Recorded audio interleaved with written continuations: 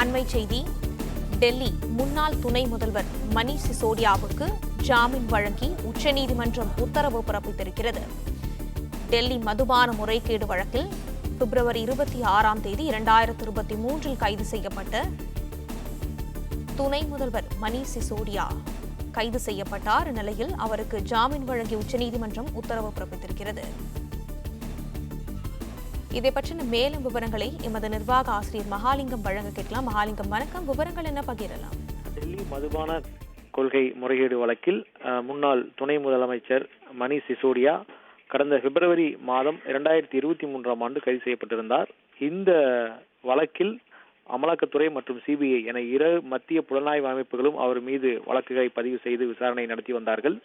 இந்த நிலையில் அவர் ஜாமீன் கோரி தொடர்ந்து 10க்கும் மேற்பட்ட முறை ஜாமீன் கோரி மனு தாக்கல் செய்து தொடர்ந்து சட்ட போராட்டத்தில் ஈடுபட்டு வந்தார். இந்த நிலையில் அவருக்கு எதிரான வலுவான ஆதாரங்கள் இருக்கிறது என்று அமலாக்கத்துறை தரப்பிலும் சிபிஐ தரப்பிலும் கடுமையான எதிர்ப்புகள் வழங்க சொல்லப்பட்டன நீதிமன்றத்தில்.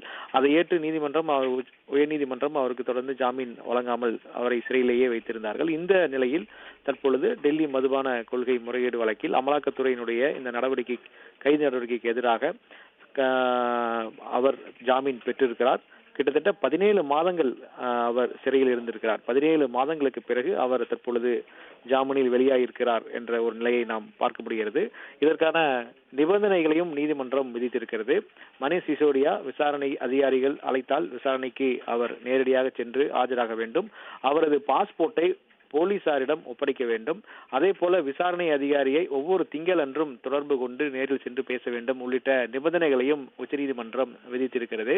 சட்டவிரோத பண பரிவர்த்தனை வழக்கில் தற்பொழுது 17 மாதங்களுக்கு பிறகு அவருக்கு ஜாமீன் என்பது கிடைத்திருக்கிறது. 17 மாத சிறைவாசம் என்பது இந்த வழக்கை அவர் சந்தித்திருக்கிறார். கடந்த பிப்ரவரி மாதம் 26ஆம் தேதி அவர் கைது செய்யப்பட்டிருந்தார். தொடர்ந்து சிபிஐ மற்றும் அமலாக்கத்துறையால் மாற்றி விசாரணை செய்யப்பட்டு அவர் காவலில் எடுத்து விசாரிக்கும் இரு அமைப்புகளும் காவலில் எடுத்து விசாரணை மேற்கொண்டது.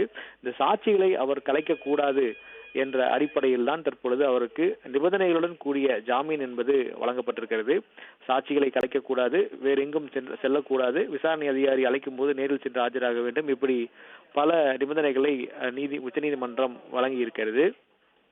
இந்த வழக்கில் தொடர்ந்து முதலமைச்சர் அரவிந்த் கெஜ்ரிவாலும் இந்த வழக்கில் கைது செய்யப்பட்டார்.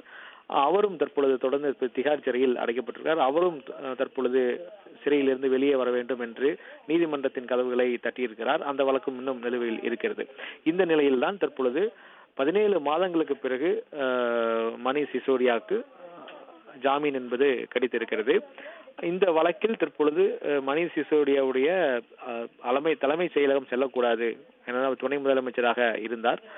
தலைமை செயலகம் செல்லக்கூடாது. அதே போல் அரவிந்த் கெஜ்ரிவாலை சந்திப்பதற்கான தடை இருக்கிறதா என்றால் அதற்கும் இல்லை. அவர் வழக்கம் போல் தனது பணியை மேற்கொள்ளலாம் என்ற தகவலும் சொல்லப்பட்டிருக்கிறது.